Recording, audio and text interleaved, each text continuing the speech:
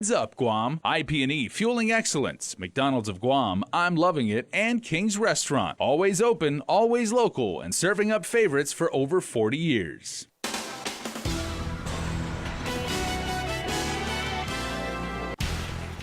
Coming up on Primetime, payments for local war claims inching closer as the final draft of the Memorandum of Understanding is almost done.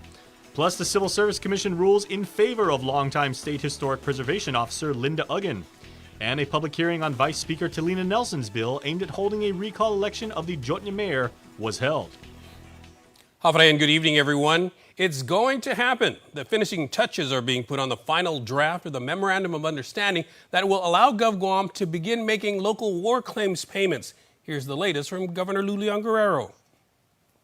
Once we get that, we're sending it off. We're sending it off today and have the U.S. Treasury again routed for signatures. It'll come back and then we sign it. And when that happens, then we present it to the legislature and then we can start our logistics. She says the location will be set up soon where claimants can go to process the consent forms for their advance claims payments and the subsequent reimbursement of GovGuam by Treasury. Once we get those forms and we put a list together, we'll send it to U.S. Treasury. U.S. Treasury will verify it and then we can issue the check.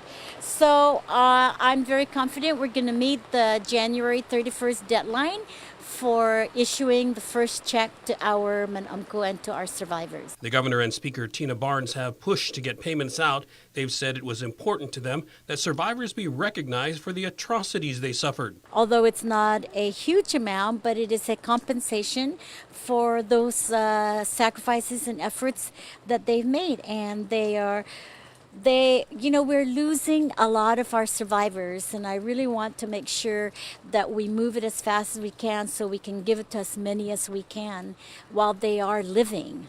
Meanwhile, the governor says she's learned that the objections to Congressman Michael Sanicolas's corrective legislation, H.R. 1365, which would authorize Treasury to release millions in war claims funding, came from Republicans who weren't well versed on the bill. So yes, the congressman delegate was right on getting on the plane and rushing over there to educate them. He needs to really lobby hard and work hard to educate about what this bill is, and not only just the bill, but the history behind the bill and why it's very important.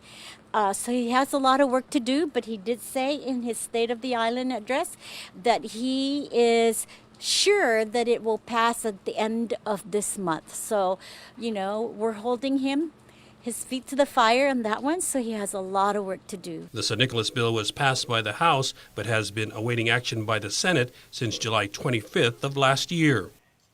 One of three defendants accused of jury tampering in a federal drug trial has entered a plea agreement. The three who were charged separately were William Montanonia and his brother John Boom Montanonia, who is a retired GPD officer and former FBI task member. Boom was also the private investigator for Ray and Juanita Moser, who were being tried in federal court on drug charges. And finally, Gregorio Taikienko, who served as a juror on the Martinez case. Just today, William officially entered his guilty plea in district court, and it was accepted. According to court documents, he only pleaded guilty to making false statements. In exchange, the feds agreed to dismiss the obstruction of justice charge. Montanonia was caught lying when he told a federal investigator that he never talked with juror Taikienko to vote not guilty in the Martinez trial. But the feds caught him lying because they had recorded phone conversations between William and his brother Boom discussing how Taikienko, quote, knew what to do. William is scheduled to be sentenced on April 14th. To recall or not to recall? That is the question. Vice Speaker Talina Nelson's Bill 259, which would allow for a recall election for jailed Jotnya Mayor Jesse Bloss, was up for public hearing today. Chris Barnett has more.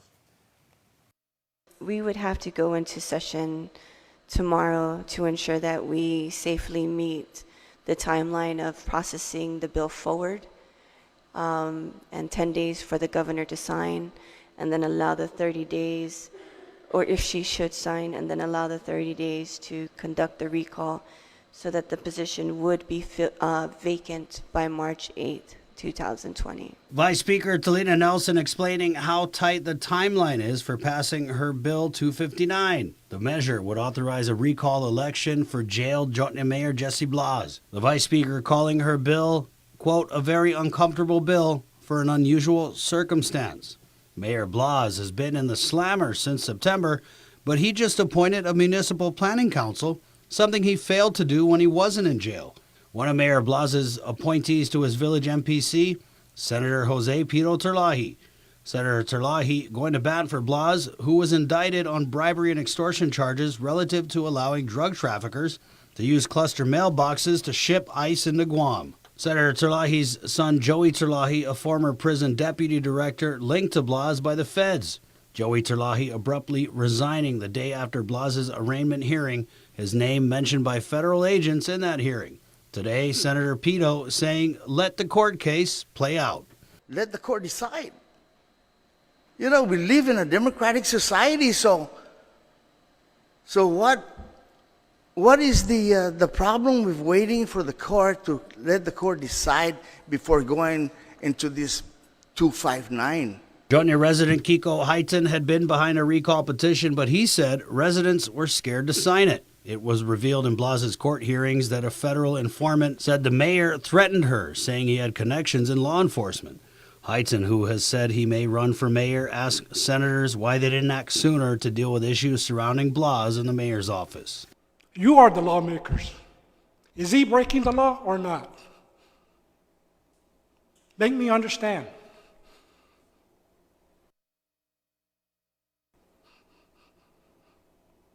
What is your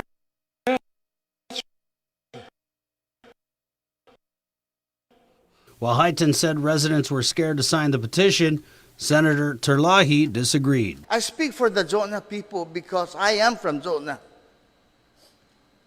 And being there for 70-some years, I know that the main village of Jona are all close together. They're families. It is not the fact that the resident of Jona doesn't want to sign the petition. The people of Jona are really a close community. And Jesse Blas, for example, stays right in the center of Jona. It's not a matter of people being afraid to sign that petition. Blas's trial is set for February 4th. If a recall election of Blas creates a vacancy by March 8th, a special election will be held to replace him. Guam Election Commission head Maria Pangilinan says the cost of those two elections, just under $50,000. For Guam's News Network, Chris Barnett reports.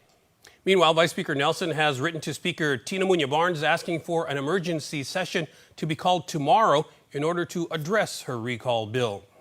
Jailed Mayor Blas's 10 picks to serve on his Municipal Planning Council have accepted their appointments. Most notable is Senator Pito Terlahi, a 3-term former mayor of Jonia, for whom Blas served as an administrative assistant.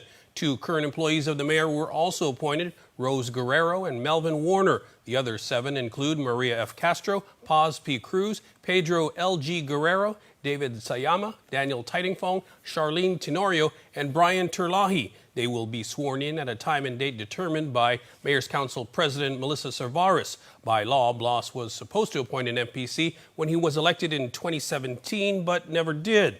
Meanwhile, Vice Speaker Nelson has written to the AG's office seeking to clarify if Blas actually has the authority to appoint an MPC while he is on administrative leave and in jail. She's one step closer to officially getting her job back. The Civil Service Commission ruled in favor of Linda Uggan, and her attorney believes her termination was not only personal, but political. Linda Uggan served as Guam's State Historic Preservation Officer for almost 20 years. She's gone through several administrations. But in June of last year, her new boss, Parks and Recs Director Richard Ibanez, fired her. They just have a million reasons to want to get rid of her. But being A very feisty woman who stands up for herself. isn't a reason or justification to lead to her termination. She was fired for defending herself in an invalid investigation, which in our mind truly was a witch hunt. Attorney John Bell, representing Uggan, who appealed her firing to the Civil Service Commission, Ibanez terminated her, claiming insubordination, improper use of a government vehicle, and creating a hostile work environment. It was also her very first adverse action in almost 2 decades serving as SHPO. What the commissioners were mostly concerned about is the absence of progressive discipline. They asked the ALJ to confirm that there was no progressive discipline. The ALJ confirmed for the commissioners that, in fact, Director Ibanez himself said, you know, I didn't try any progressive discipline, I probably should have. They also asked about, so these complaints, supposedly everybody was complaining about Linda. Where's the record of that? You know, there's no record of complaints. You may remember that at the time of her firing, Uggan was very critical of the military's handling of the ancient artifacts that were discovered on construction sites at Magua and the live fire training range in Machinao. Was her termination really about performance, or was it political? So Patrick Lujan obviously plays a big role here. Neither me nor my client have any beef with him either, but that's what we think really happened here is they want Patrick Lujan, right? He's very close with Mr. Ibanez, from what we understand. He's been to SHPO before. Essentially, there's a long history there, right, with Patrick Lujan wanting that specific job. Now this administration, it seems that they thought, here, now's our chance. We can get rid of Linda, install who we want. Whatever their agenda, they just can't do that. This is not how the merit system works. Although the commission has ruled to reinstate Uggan with back pay, Ibanez can still file a motion for reconsideration or an appeal. We are certainly ready for it. For Guam's News Network, Chris Barnett reports. And KUAM spoke with Linda Uggan, who says the past 7 months have been hard on her and her family. According to Attorney Bell, before she can officially be reinstated, Civil Service Commissioners will have to reschedule another meeting to formally vote to approve their judgment. I've been put through the ringer, my work character impugned, lies exploited, and quite frankly, victimized. When powers that be are brought to bear on an individual employee, it is so difficult to defend against it because you stand alone. I was summarily, without delay, thrown out of my job for various personal reasons. All I ever wanted to do is my job, that I regard as very important to the community, and most especially important to the Chamorro people. After 35 plus years in public service, I was terminated without a thought on how I would live. I lost my only income, my health insurance, and my retirement. Whatever resources I had have been spent. But through all this turmoil, my faith in God did not falter. It was strengthened. Police are now working with the Japan consulate to notify relatives of a couple that was found dead in a lake at the Guam International Country Club. As we reported, staff at the golf course confirmed the victims were an elderly Japanese tourist couple. Osama Ogata of the Japan Consulate's office tells KUAM it is Japanese government policy not to comment on its citizens who die abroad. The pair was pulled from a lake on the golf course. Fire department rescue crews performed CPR on the woman, but rigor mortis had already set in on the man's body. It's not clear how they ended up in the lake. An official cause of death is pending autopsy results. Javin Garrido will spend the next 20 years behind bars for sexually assaulting minors. He was convicted of first-degree and second-degree criminal sexual conduct, both as first-degree felonies. KUAM files show Garrido was arrested and charged a year ago, January 16, for touching an 8-year-old girl on 7 separate occasions. When interviewed by police, he admitted to the sexual abuse. 4 days prior, Garrido was arrested for molesting a child for several years. The 11-year-old victim told her teacher about the sexual assault and that it had been occurring since she was 3 years old. Prosecuting attorney Christine Tenorio said this punishment was warranted and ensures that he will no longer be able to prey on other young children. Drug defendant Leighton Bora appeared in district court this morning for an answering hearing, which was later continued. Borja faces revocation of his supervised release conditions related to a federal conviction that was filed by the U.S. Probation Office. And this is also pending his most recent local case in which he faces charges of possession of a Schedule II controlled substance as a third-degree felony and possession of a Schedule II controlled substance with intent to deliver as a first-degree felony. Judge Anita Socola set trial for March 11th, while Judge Joaquin Manabusan scheduled a continuation for March 18th. District Court Chief Judge Francis Tadinko Gatewood dismissed plaintiff Sedfrey Linsangan's amended complaint against the Guam Election Commission without leave to amend. Linsangan sought injunctive and declarative relief against the Guam Election Commission for blocking his bid to enter the gubernatorial election. The GEC found he never submitted or followed the requirements to obtain a running mate or 500 signatures on his petition. GEC attorney Jerry Diaz motioned to dismiss with prejudice. According to court documents, the judge dismissed the case, stating that Linsangan lacked standing to pursue his claim. The order was filed yesterday, and first thing this morning, Linsangan went to district court to retrieve appeal documentation. He says he plans to appeal to the Ninth Circuit. My case is being dismissed for lack of standing, meaning I don't have any right to sue the government. Or, I was deprived of my right like 4 times. I was deprived of my right to run for governor. They said, I don't have standing.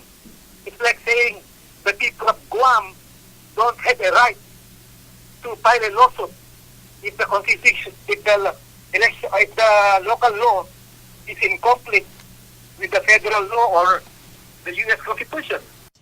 The decision and order also states that the complaint fails to allege facts that determine an injury and that Linsangan's claims are therefore constitutionally unright. Stick around for more news here on Prime Time. Coming up, the Department of Public Health and Social Services donates 5,000 mosquito repellent pump sprays to villages. You're watching KUAM. Get up-to-the-minute news, plus access to alerts, streaming radio, promotions, and more on your mobile device by downloading the KUAM News mobile app, available at the App Store now.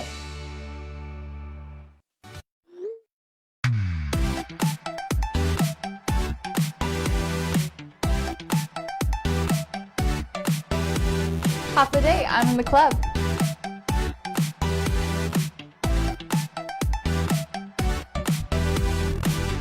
Half a day, welcome to Two Lovers Point. Half a day, I'm in the club.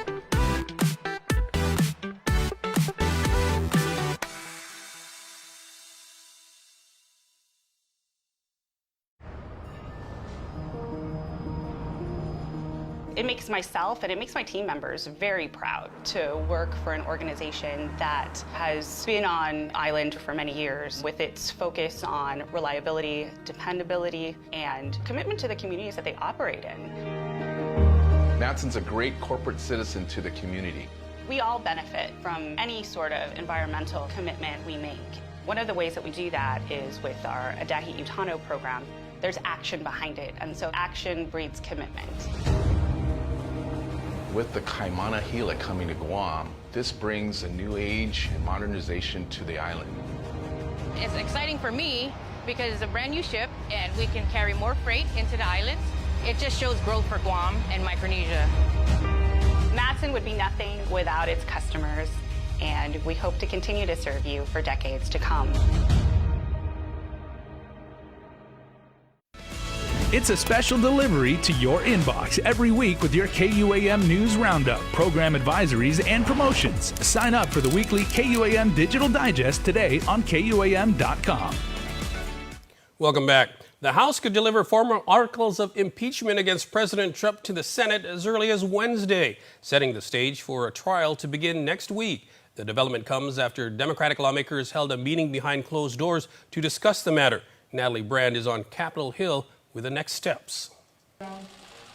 After a nearly month-long wait, House Speaker Nancy Pelosi told Democrats they will move Wednesday to send articles of impeachment against President Trump to the Senate. She issued a statement after meeting privately with members of her caucus, saying in part, the American people deserve the truth and the Constitution demands a trial. She's laid the groundwork for a fair trial, and now we need to get on. The House must also still vote on impeachment managers who will make the Democrats' case to remove President Trump from office on charges of abuse of power and obstruction of Congress.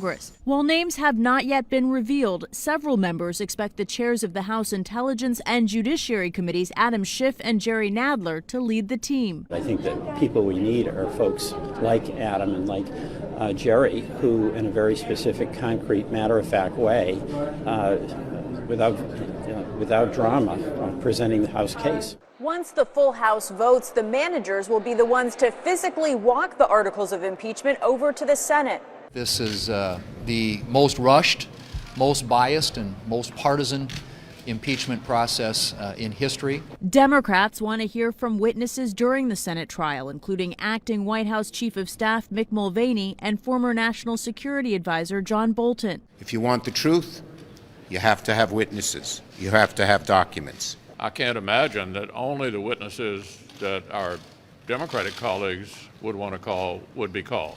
President Trump's impeachment trial is likely to begin next Tuesday and could last weeks.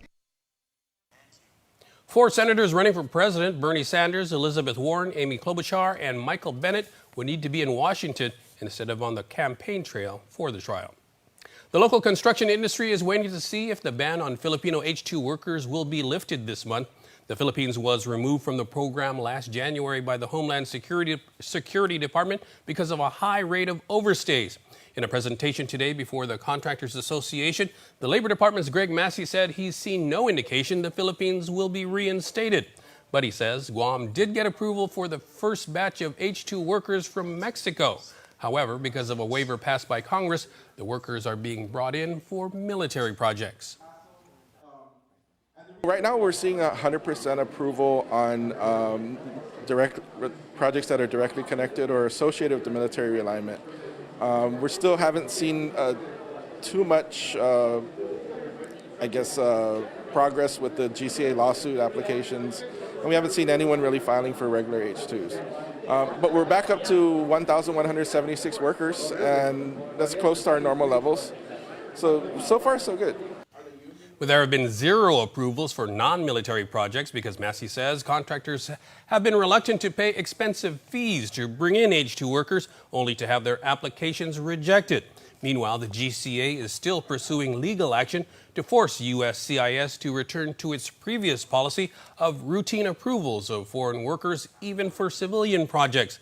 They got a boost today as the Bankers Association presented them with a $10,000 check for their legal bills. So that's going to help our litigation, and as we continue to go on with that litigation, we're kind of relieved that we've got some funds to help us move along and try to bring this to fruition, hopefully by the end of the year. Most recently, the GCA lost its bid to hold USCIS in contempt, arguing that the 100% disapprovals for civilian projects proved it was not following a Guam District Court order. But the Justice Department said it was simply enforcing the policy that requires companies to prove there is a temporary need, which may not have been strictly followed in the past. More help has arrived to rid the island of the dengue fever threat after a personal appeal by Public Health Director Linda DeNorsi. The Centers for Disease Control Foundation has sent 5,000 bottles of mosquito repellent spray. Governor Lou Leon Guerrero joined a wide-ranging team of volunteers today to kick off the distribution of the spray bottles in Dededo. We are very fortunate that this has arrived, and we're going to distribute it to all the 19 villages throughout the island.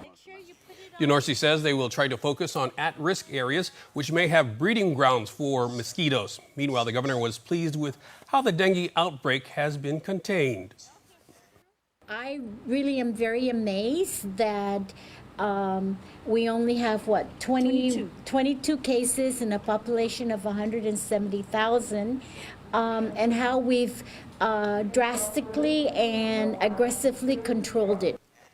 Since the first ever off-island acquired dengue case was reported last July, there have been 14 local cases and 8 foreign contracted cases. 3 local nonprofits, Harvest House, Sanctuary, and the Regalo Foundation, were each presented with $5,000 checks by GTA as part of the telecom company's Magic of Giving holiday campaign. Pop sockets representing each organization were also sold at GTA stores, with 100% of the proceeds also going to them.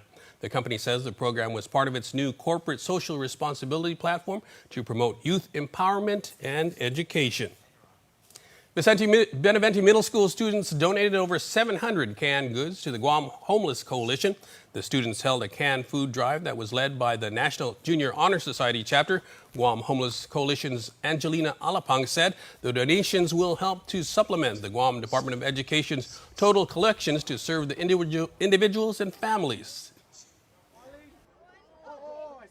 It's always very rewarding to see that and to show that they're taking some sense of pride in their community and wanting to contribute.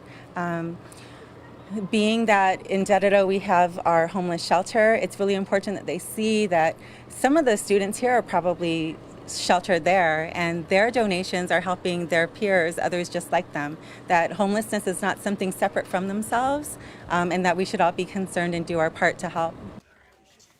The coalition currently has about 200 volunteers and is still calling for more. Those interested can access the volunteer registration link on their Facebook page. Coming up, Dave Delgado chats with Guam Basketball Confederation President E.J. Calvo about the upcoming FIBA competition. Keep it here.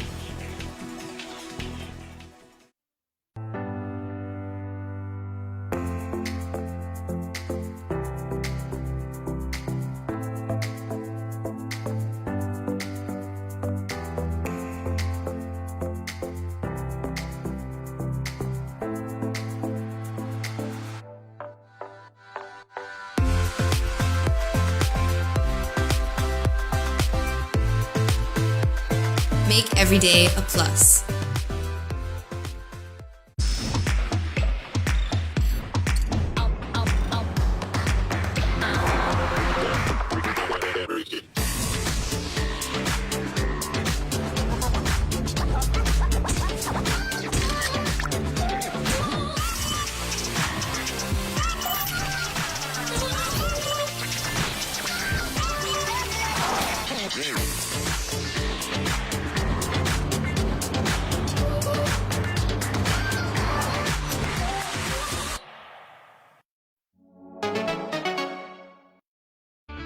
Shell's Million Miles giveaway is back, and we're giving 100,000 United Mileage Plus miles to 10 lucky winners. You can jet off to Japan, break away to LA, or even sightsee in Paris. So, how do you make a getaway?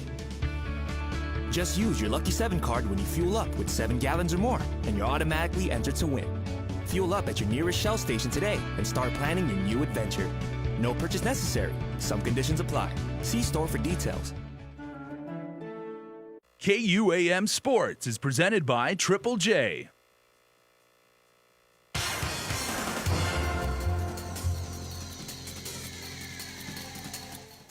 What's up, Guam? Dave Delgado here for KUAM Sports. Thanks for watching. In studio, men's national basketball team coach E.J. Calvo. Now, man, a lot of big things going on. First off, Team Guam getting ready for the FIBA Asia Cup. What's the roster of names look like for the potential pool? We still haven't finalized the final roster, but we have a good list of prospects, close to 30 names that we're communicating with and looking at their availability, what kind of shape they're in, and some of the local stars like Will Stinnett, J.P. Cruz, Joe Blas, Darren Hitchinova, Irv Jose. They're working out every night and just trying to get themselves ready for this high-level competition. Guam's on a pretty good streak, 30-1 in the last few years, two-time gold medalist at the Pacific Games. And first leg of the competition is going to be in Hong Kong. Yeah, we play 2 games. So first we head to Hong Kong for a game on February 20th. Hong Kong's a tough team, very fast. They've got some bigs, but we feel we have a good shot against them. Probably the best opportunity for us to pick up a couple wins in our pool, being that we also have New Zealand and Australia in our pool. So we got to definitely focus on that first game against Hong Kong. And the big game that we're definitely looking forward to is hosting New Zealand. When's that date? Yeah, so we return back from Hong Kong and immediately get ready for New Zealand on February 23rd at the UOG Calvo Fieldhouse. So I'm just more than just the opportunity for our players to play against pro-level talent is for the fans to be able to watch a game of this caliber, support the national team against one of the top teams in the world now with New Zealand. And New Zealand, you said, was ranked 24? 24 in the world and climbing. They're really one of the hottest teams in FIBA Asia. They've got a couple guards that are just some of the best scorers in the region. They've been to the World Cup, they've been to the Olympics, and I think it's a really good test for us to see what we can do. And we're ready for it. We're going to be as ready as possible. I know a lot of fans are waiting to hear about tickets, online ticket sales. Yeah, tickets are available online. My recommendation is to check out our Instagram at GU Basketball and for updates. And we have a link to online tickets that are available now. And by next week, we're going to be rolling out ticket sales at convenient locations around the island. Very affordable to come and watch a game, so just stay tuned for news on ticket sales. And I think everything's in line right now. We have our youth program there at the National Training Center, and it gives them, excuse me, something to look forward to as far as the men's national team. Yeah, this is what they have to look up to and say that someday that could be them out there playing against this level of basketball. Basketball takes you places. A lot of our players on our prospect list are in college currently playing basketball, and while they're getting their education, and hopefully they look towards pro careers, but definitely the chance to put a Guam on their chest and represent Guam. There's a lot of hype in that Hong Kong game. Saw the WhatsApp link to the FIBA Asia thing, and Hong Kong's ready for us. Yeah, they're looking at us as the new kid on the block, and there's a lot of kind of talk about Guam right now because number one, people didn't know where we're coming from. And how good we really are. So, and I don't think we really know how good we are yet. So we're excited to see. All right, well, thanks for coming on the show. Thank you, Dave. That's going to do it for sports. We're back right after this.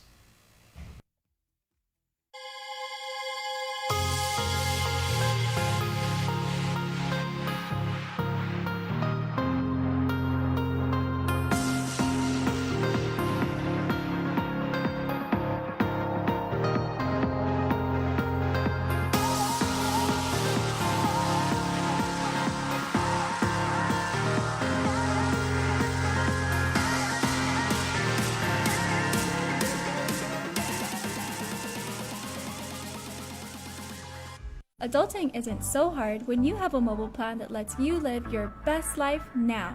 With Docomo Pacific's Gen Z Club, pay as low as $50 a month when you bring your own phone. Get endless access to your favorite apps like Spotify, YouTube, Instagram, Facebook, Twitter, and more. Plus endless local talk, text, and 15 gigabytes of data for everything else. Everything you need to live your best life. Join the Gen Z Club today. Some conditions apply. Docomo Pacific, better together.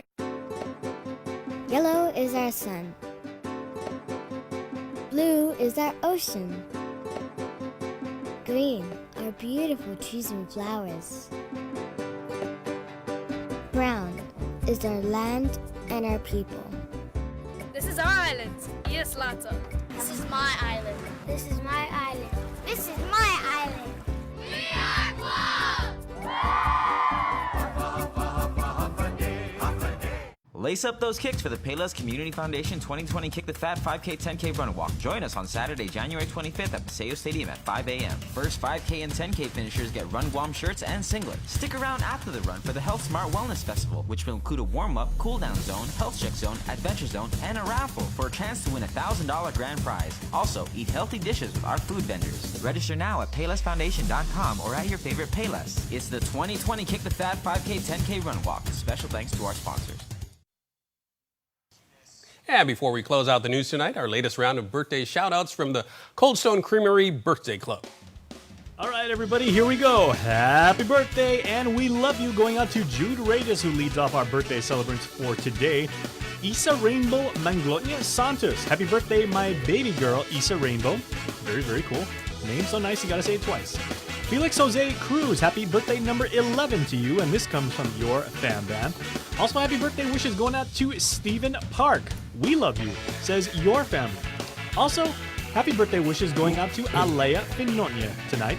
Happy birthday to you from all of us at Cold Stone Creamery and KUAM, as well as Kala Rain Matanani. Happy 10 years of smiles to our wonderful person, and we love you, says your family. And lastly, but certainly not leastly, Aiden Ferrara. Happy birthday to Aiden. Hey, we had an Aiden last night. We got one tonight. Cool. We love you, says your family. Hope each and every one of you had the best birthday ever. And remember, you can be a part of the Cold Stone Creamery Birthday Club by registering online on KUAM.com. Please make sure to include with your photo, your name, and birthday. And that'll do it for us here on the news desk. But stay tuned. Jace is up next with Extra. Closed captioning is brought to you by Green Energy Solutions, Inc. Visit GESIGuam.com or call 647-8111 for more details on how we can help your business save money. Hafa-day, everybody, and welcome to your show of shows. I'm Jason Salas, and I am wearing blue because I got the blues down to my shoes. And I have two good friends of mine on the KUAM couch who are going to talk about exactly that and what you can do to help our island community. Plus, here's some really, really good music. Gary and Peter are here. Gentlemen, has it been a year already since we've talked about blues? Yes, it has. Well, it couldn't come sooner enough because it's an amazing event, goes to help a very, very worthy cause, and we are going to hear some music that I think, Gary, I want to start with this. Like, everybody who is either a practicing musician or everybody says they love music, you know, they regardless of what genre you're into and everything like that, everyone should at least give the blues a listen and embrace it on some level because it speaks to everyone. I definitely feel that way. For me, the blues is so central to many musical genres. And not only that, it's the essence of people expressing themselves, what they're struggling with, what they're feeling, and doing it in the most sincere way possible. Now, a lot of people think it's like, okay, well, you know, I'm not necessarily going through any depression session or I'm not having a pity party myself. Why would I want to go and subject myself to that? But the blues, I mean, there is that element of, you know, like, it can be very woe is me at times and everything like that, but it's also very liberating. I mean, it's a wonderful art form, and for the most part, improvisational. It is definitely. I mean, everything that you think that you struggle with in life, and you have an opportunity to say, I'm going to express that through my creativity, through the deepest stuff that I feel. And somebody listens to that, and they find a way that they can express themselves, something they can discover about themselves through that powerful music. And Peter, I don't want to like geek out too much on music here and everything like that, but blues is such a simple formula. 1-4-5 chord progression and everything like that. You can do a cajillion different things with that. There's variations on it, though. And it's actually uplifting, too. Exactly. Okay, and with the Marianas Yacht Club and everything like that, this is a recurring event. Like I've said, we've had this for many years. This is our 16th year for the Blues by the Bay. You guys can drive now. It's January 26th, Sunday, and it's 4 to 7 p.m. And it's located, if they don't have never been to it, it's located down the Navy Fuel Pier Road. So you drive down Marine Drive, turn right at the first opportunity past the traffic signal at the across from the Veterans Memorial Cemetery. Yeah, and I hope you guys, especially you young people, you millennials, would take something away from our guest tonight, because Peter, with the very fine work he does with sailing and, you know, getting young people into that, showing that, you know, I mean, we as Guamanians, you know, we respect the ocean, we love it, it's, you know, it's our mother. And yet there's that side of sportsmanship, you know, when you could be sailing. Not a lot of people get a chance to do, but you have actually opened that up to many Guamanians, so that's your We have youth sailing, and that's what this Blues by the Bay will help support. Well, everybody's got to get into it because it's an amazing sport. Okay, so I want to talk about more about the blues and everything. So, and let's contrast this, because prior to this segment, we're talking about everything metal. We're talking about, you know, all, Grateful Dead, the Stones. Contrast this to like punk rock, which at its longest, like say like a Sex Pistols song is maybe like a minute 25. Blues songs can go on for, you know, half an hour. They can. There's nothing wrong with that. There's nothing wrong with it. We want to mix it up a little bit, so our songs aren't going to be quite that long, because we want to offer as much of a variety as we can to the audience.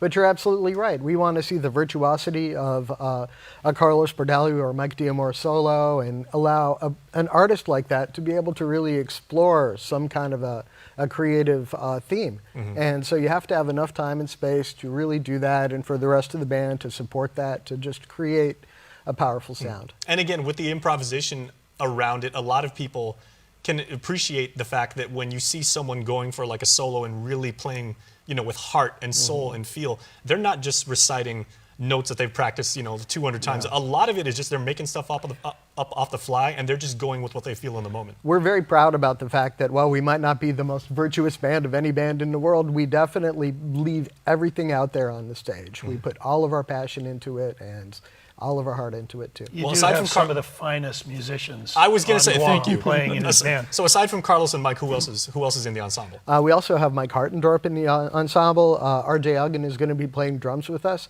Of course, our leader, Craig Stillwell, and his wife, Sandy, are going to be there as well. So Craig on bass? Yes, holding down the low definitely. end? He's going to be holding down the low end, and we've got, I guess, 4 different people singing, 5-part harmony on some songs. Wow. We have guest musicians who are going to be coming in and joining us too, on top of that. Are you guys doing any blues kind of like standards? Like I'm thinking, you know, Red House by Jimi Hendrix and, you know, 1,000 other people? Or? We'll mix it up. We have a few standards by people like Jimi Hendrix or Stevie Ray Vaughan or even the Doors. Nice. We have some Allman Brothers. We've got some new material breaking out by people like Derek and the Dominoes or Crosby, Stills, Nash and Young, for example. A lot of different options out there for people to hear. And we have a whole list of songs that we may or may not play depending on what the audience seems to want to hear too. Okay, I just want to say, if you guys do The Thrill Is Gone by B.B. King, I may need some extra tissue because that one always gets me. Okay then. Point to be noted. So, Peter, if people would like to find out more about, the Marianas Yacht Club, they can certainly find out more there because you'll be out in full force telling people about the good work that you do. Right. Well, they can go to marianasyachtclub.org, and that's all one word, and come down and check out the club. Okay. And as for the event, are there tickets, and where can people get them? Yes, tickets are available. May I read this? Sure, absolutely. Okay. We want to get this part right. The name of the band is Blues Syndicate. Blues Syndicate, of with course. extra special guests. It's Sunday, January 26th, 4 to 7 p.m. But the gate will open at 3. And bring your own beach chair. But please, no pets or outside food or drink. It'll all be on sale there.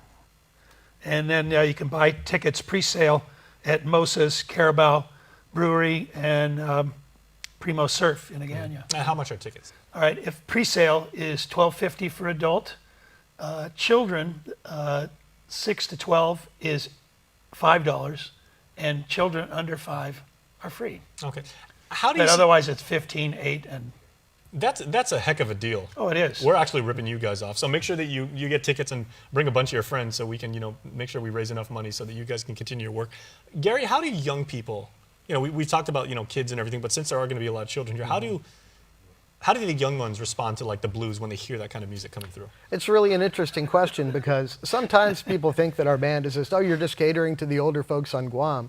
But more and more we've had younger folks come into our shows, and we've had some of the younger musicians kind of acknowledging our music or playing some of the same artists that we play. So we're starting to see a resurgence of interest in it. And I think that the interest is growing. All right. It is a critical part of music that you really need to get familiar with. So thank you for keeping it alive.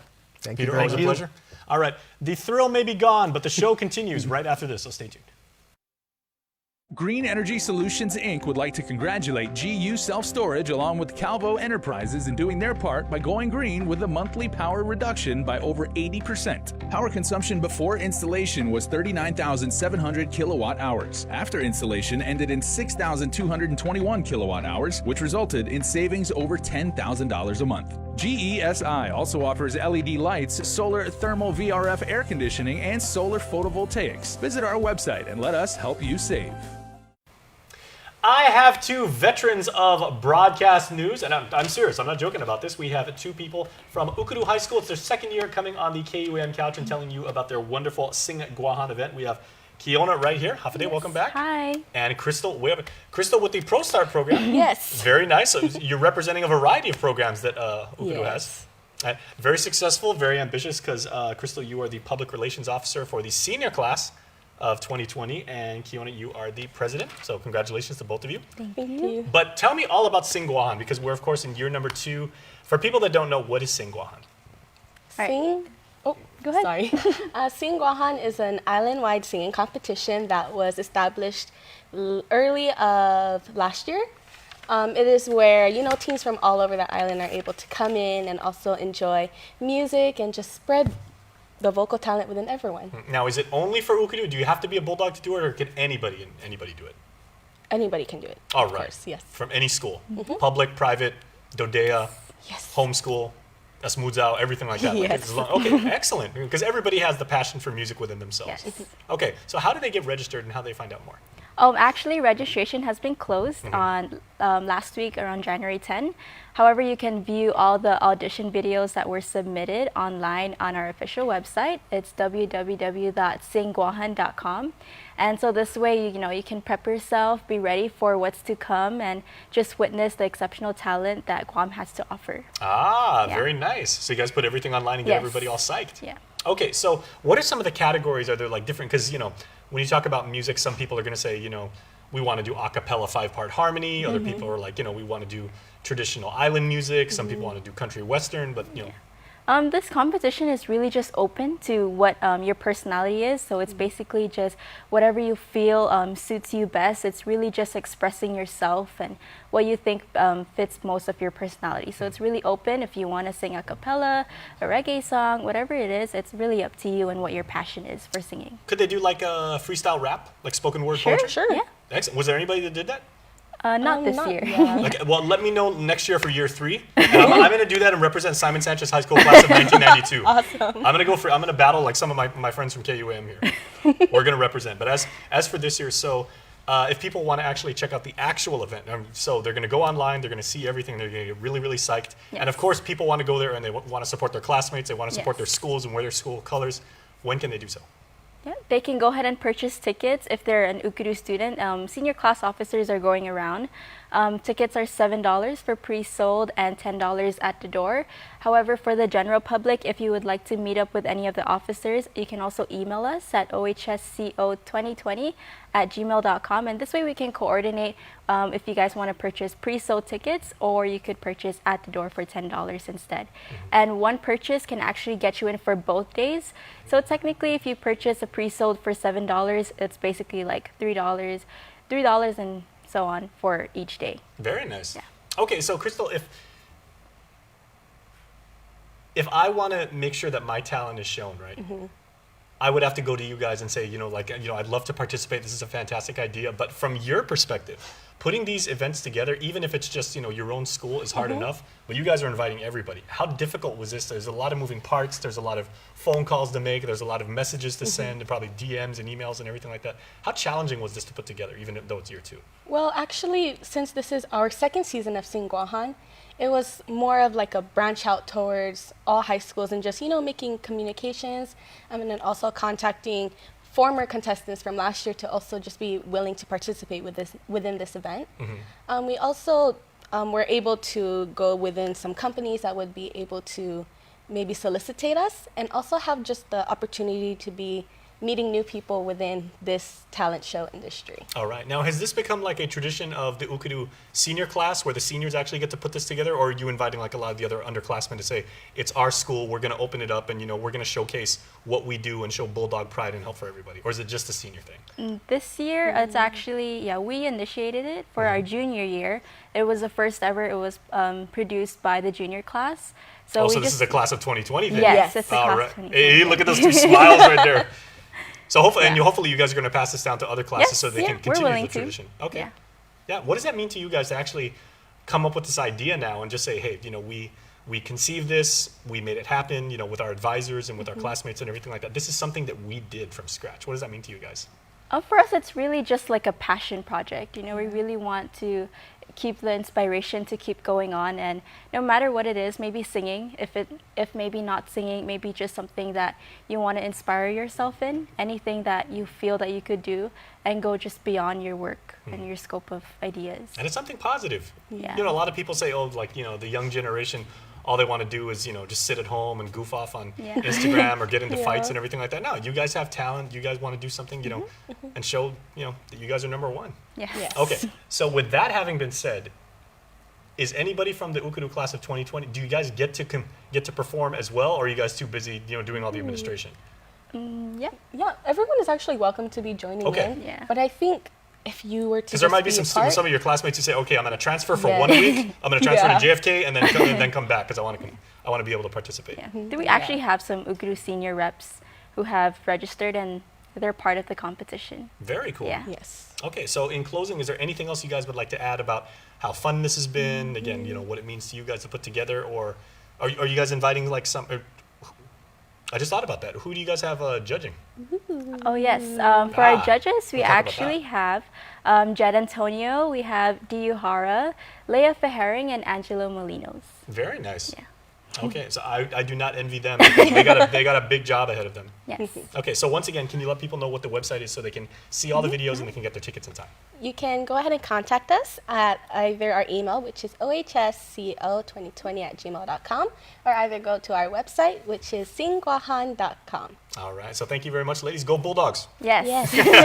And good luck at your event. We're going to cover it for you too, so we're really excited to see it. Okay. Thank you so much. We'll see you there. Yes. And we will see you right after this.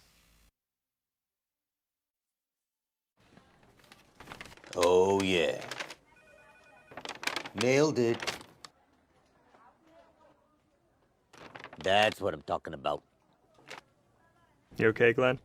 Dude, I'm just so pumped we got all this McDonald's at such a great price.